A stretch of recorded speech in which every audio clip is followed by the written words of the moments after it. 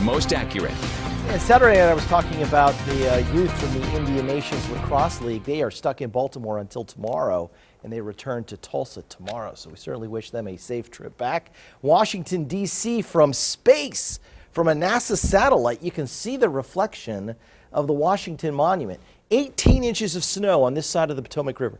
You go over into Dulles, Virginia, Dulles National Airport, almost 30 inches of snowfall in one weekend. In the last 5 years, we've had less than 30 inches of snowfall. So you have to go all the way back to 2011 when we had that 26-inch snowfall year. So one weekend versus 5 years, pretty impressive stuff. All right, for us tonight, we're going to fall below freezing with those temperatures tumbling back into the 20s. So if you call it big, if you call it puffy, if you call it heavy, whatever you call it, make sure it's not shorts and you've got long sleeves and a coat on tomorrow morning because it will be cold with the temperature around 30 at those morning bus stops.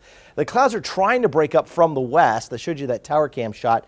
As we looked out, we could see just a few clearing skies, but more low-level moisture will flow back in here overnight, and it'll take until tomorrow afternoon to get rid of the cloud cover, get back to sunshine. We'll still have a chilly day with temperatures in the 40s.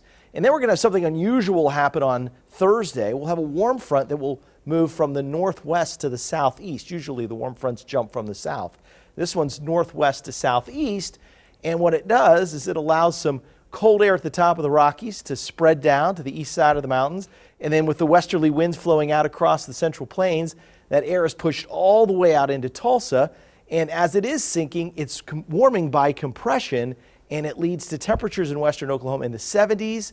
Will easily be into the 60s on Thursday, closer to 70 on Friday, and again on Saturday. So pretty impressive warm-up coming our way, and then a storm in the early part of next week. Today, 53. Most of us were not awake to feel this. 38, the current temperature, and also the current low for the day. 49 and 28 are the averages. 74, the record high, 1952. And 2, the record low today. All right, so this is South Tulsa. You can see some of the clouds breaking as you look back to the west.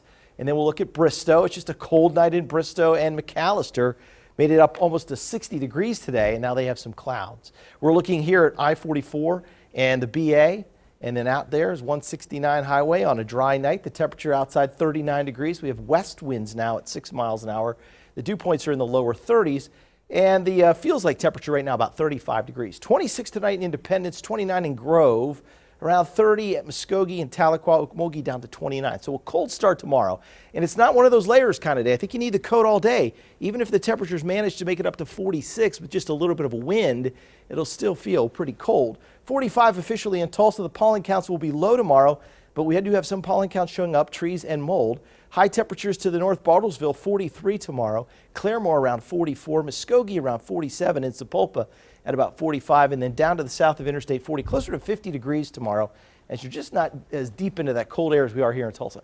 23 Wednesday morning, 50 Wednesday afternoon, 60 on Thursday, 67 on Friday, 66 on Saturday, still in the 60s Sunday, and then we finally get into February, a week from today. We got a 20% chance for rain showing up Monday night. And the latest data, we'll have to watch this carefully, is trying to bring some colder air ever closer to us. Uh-oh. I'm not going there yet, but I feel bad looking at that 7-day forecast compared to what the East Coast has been through. I know. 30 inches of snow, that's incredible. Yeah. We're feeling very fortunate. All right, thanks, Brett. Now